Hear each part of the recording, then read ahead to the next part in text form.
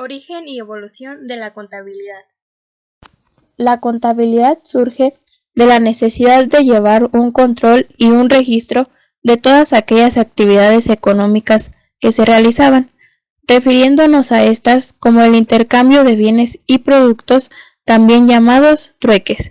Sin embargo, para poder lograr el objetivo de la contabilidad, se requieren tres tipos de elementos encontrados en los acontecimientos históricos, los cuales son: número 1, que encontremos al hombre constituyendo una unidad social y por lo tanto vinculado a otros hombres por necesidades comunes.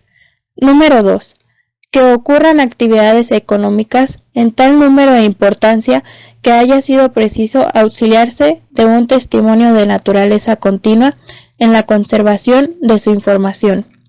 Número 3, que exista un medio generalmente aceptado mediante el cual se pueda conservar la información sobre la narración de los hechos ocurridos en el pasado y que sea a la vez susceptible de registrar cifras y por lo tanto medida y unidad de valor.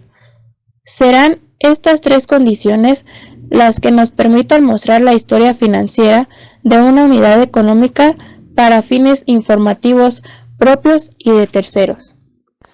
La Edad Antigua, que comprende el periodo marcado por el surgimiento de la escritura, extendiéndose hasta la caída o derrumbe del Imperio Romano de Occidente, se fue dando la contabilidad de manera distinta en cada una de las diferentes civilizaciones que surgieron, las cuales son: Egipto. Uno de los aspectos más fascinantes respecto a los egipcios, además de una mitología plagada de dioses, es el dominio que tenían de las matemáticas. Algunos de los descubrimientos que se han hecho respecto a su dominio de los números y su aritmética son sorprendentes. Incluso crearon un sistema de numeración adicional a base de 10. Una vez que el hombre escribió números, pasó de inmediato a hacer cálculos. Por lo tanto, podemos mencionar que ya había los elementos necesarios para poder considerar la existencia de la actividad contable. Por un lado, la escritura y los números. Por otro, todos los elementos económicos indispensables para que surja la necesidad de apoyarse en la contabilidad: el concepto de propiedad, el gran volumen de operaciones, la aceptación general de una unidad de medida de valor y quizás, aunque no muy desarrollados, el crédito en los mercados que ya eran permanentes. Mesopotamia.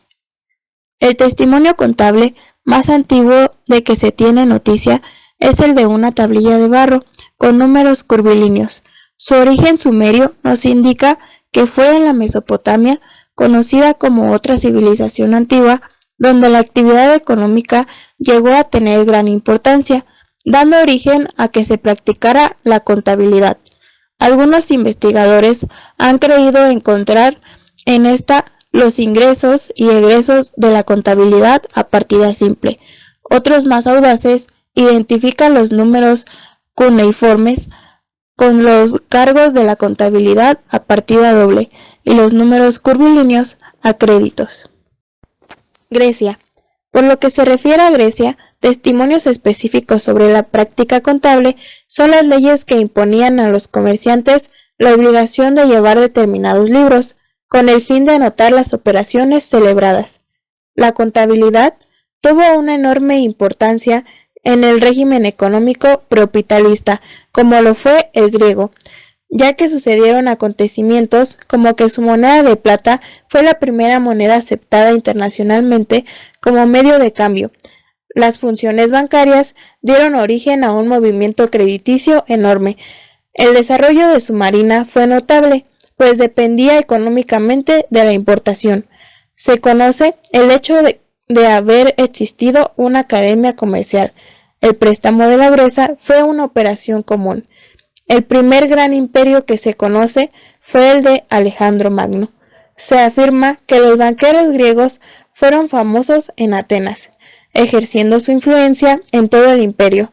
De ello se dice, llevaban una contabilidad a sus clientes, la cual debían mostrar cuando se les demandara. Su habilidad y sus conocimientos técnicos hicieron que con frecuencia se le empleara para examinar las cuentas de la ciudad. Roma. La historia de Roma, desde sus principios, está llena de luchas entre patricios y plebeyos, particularmente con motivo de deudas y de los abusos cometidos por los acreedores en contra de los deudores. Estas sangrientas luchas provocaron una serie de medidas legislativas y así fue promulgada la ley Patelia Papiria, la cual es la ley más antigua de que se tiene noticia, que hacía hacer derechos y obligaciones de los asientos contables. En efecto, desde los primeros siglos de Roma, todo jefe de familia tenía cuidado de escribir día a día en una especie de borrador llamado adversaria sus ingresos y sus gastos.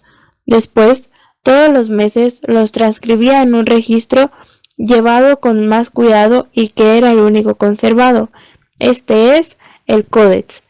A un lado estaban escritos los ingresos, también llamados acceptum, y al otro los gastos, nombrados expensum. Este reproducía fielmente el estado de caja, también nombrada arca. Las cuentas codex se aumentaban del lado izquierdo y se deducían del lado derecho. Los contadores romanos fueron generalmente esclavos y plebeyos, los cuales se agrupaban para constituir colegios. Formalmente se ha distinguido la partida simple de la doble, es decir, el doble registro de la doble naturaleza que entraña toda operación mercantil. Es el primer paso de una contabilidad de partida simple a otra partida doble. En Roma vemos el primer paso.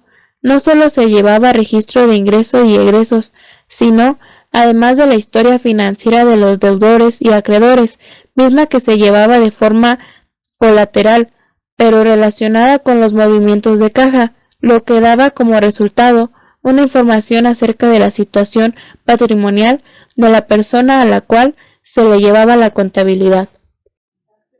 La contabilidad en la Edad Media. En el llamado periodo romántico, que abarca hasta mediados del siglo VIII, en este periodo la Iglesia Católica, que desde el tiempo del emperador romano, Justiniano, había adquirido carácter oficial, fue obteniendo cada vez más poder económico y político, preponderante. Fue ella la que mantuvo en parte viva todas las prácticas culturales, entre otros, la de llevar cuenta y razón de las operaciones económicas realizadas, las cuales fueron siempre llevadas en los monasterios a la unza romana. En parte del siglo VIII, los normandos practicaban el comercio, particularmente vendiendo miel de abeja. En esta época se llevó a cabo una ordenanza de Carlomagno, el emperador de Sacro, Imperio Romano Germánico, el capítulo de Villis, en el cual se estipula el levantamiento de un inventario anual de las propiedades del imperio y registrando operaciones en un libro que tuviese por separado ingresos y egresos, donde ya utilizaban la cuenta de caja y cuenta corriente, las cuales cuando se abonaba a la cuenta de caja con el motivo de egreso del dinero, se abonaba a cuenta corriente a nombre de las personas que se les había dado. Edad del Renacimiento. Al iniciarse el Renacimiento comienza la etapa de divulgación de nuestra disciplina, particularmente debido a la generación de la imprenta. Fue el expansionismo mercantilista el que se encargó de exportar al nuevo continente la contabilidad a partida doble. En la América precolombina, la contabilidad era una actividad usual entre los aborígenes. A partir del siglo XVII comienza a surgir en los centros mercantiles una casta de profesionistas independientes con funciones primordiales de vigilancia acerca de la veracidad de información contable. Luca Pacioli imprimió su célebre obra Summa. La edición fue dividida en dos partes, la primera en aritmética y álgebra, la segunda en geometría, subdividida en 8 secciones. Es aquí donde consideró que la contabilidad en su aplicación requiere del reconocimiento matemático. El Tractus se refiere al método contable y amplía la información de las prácticas comerciales de su tiempo, especialmente lo referido a sociedades, ventas, intereses, letras de cambio, etc. Con gran detalle empieza la explicación del inventario, diciendo que es una lista de activos y pasivos que debe ser preparado por el propietario de la empresa antes de que éste comience a operar. El memoriable era un libro donde anotaban las transacciones en un orden cronológico con un completo detalle de la naturaleza de las mismas. Toda operación será registrada por sus efectos de crédito y débito. Toda transacción en moneda extranjera será convertida a moneda veneciana. El cuaderno es la denominación que recibe el mayor.